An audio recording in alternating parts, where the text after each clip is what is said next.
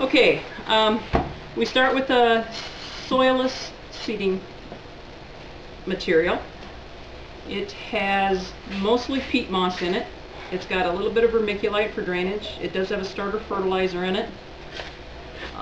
We wet it to the point where it will drip water if I squeeze on it some, but yet at the same time it crumbles apart, so it's not real soggy wet.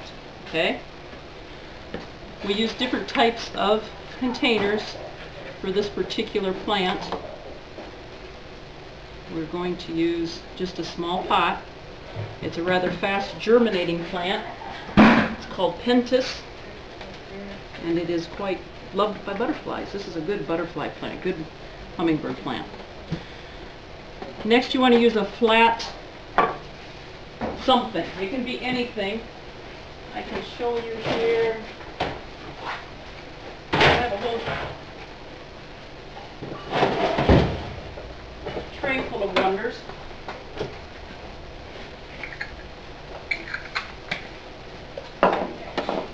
You can even use just a flat piece of wood if you're using a tray. A little bit larger tray, this would work fine. Or you can use it to flatten out the media in a tray like that.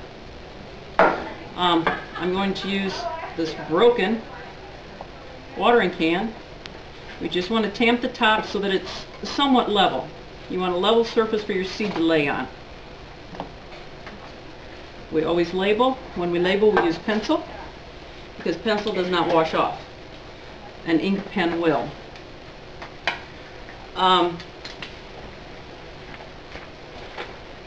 keep all of the small packages that come within the seed packets. And I'm not sure that happens with a homeowner package. Not usually with my carrots or anything like that, but I keep these because it's difficult to seed out of something like this. And so I just dump right in there. But I have a package. I will put a crease in the middle of it. My hand's wet, it doesn't want to work. I usually go over and wash my hands in between these processes, which is a good idea to always keep your hands clean. And that's another thing. If you do use your pots over and over, which we do, we run these through, soak these in a mild bleach water for 3 hours. I mean, these pots were used last year, but then we do run them in a bleach water and let them soak for a while and then rinse them. Then you want to, and I just keep tapping and keep spreading so that when I'm finished, they're across there nice and evenly. No globs. Okay? I don't know about at home, but here at the greenhouse, if you make globs and your little seedlings are real close together, your transplanters tend to give the person who did the seeding a hard time. So we try to eliminate globs. The smaller the seed, the less amount of covering we need. That's just rule of thumb. These are very small seed. They have been coated, what we call, into pellets. They're pelleted, and so we can see them nice, but if we were to see the seed, the inside is quite small. So then I'm going to take a little vermiculite, and we're just going to run a real light cover on there. We want it to, when I water it, we want that seed to show. Because these are small seeds and they don't need a lot of cover, we want the seed to show once I have it watered. That seed's going to lay right on top of that soil, but if it lays there and the soil dries in the least little way, that seed's going to dry and kill the embryo. So we want to snuggle some soil or the vermiculite right up around it to keep moisture to the seed itself. Once we get it to this point, we will cover it, and we use glass. We'll cover it with a piece of glass, and we'll put it under lights. We'll put them under just plain fluorescent lights, approximately, I would say, about 16 inches from the pot. And we will leave it in that seed chamber until we get germination, until we see the cotyledons, and until the cotyledons separate and they're nice and strong stemmed.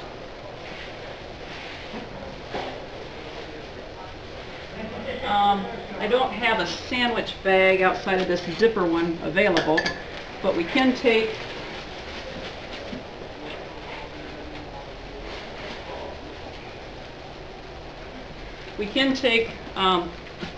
a sandwich bag, and it can go over this way. Hopefully this will work. And you could run a rubber band around like this. That would work in the home. And that would probably be the best because it would still allow the drainage out of the bottom of the pot. Otherwise, you can put your pot or whatever container you're using right into the bag and then seal it.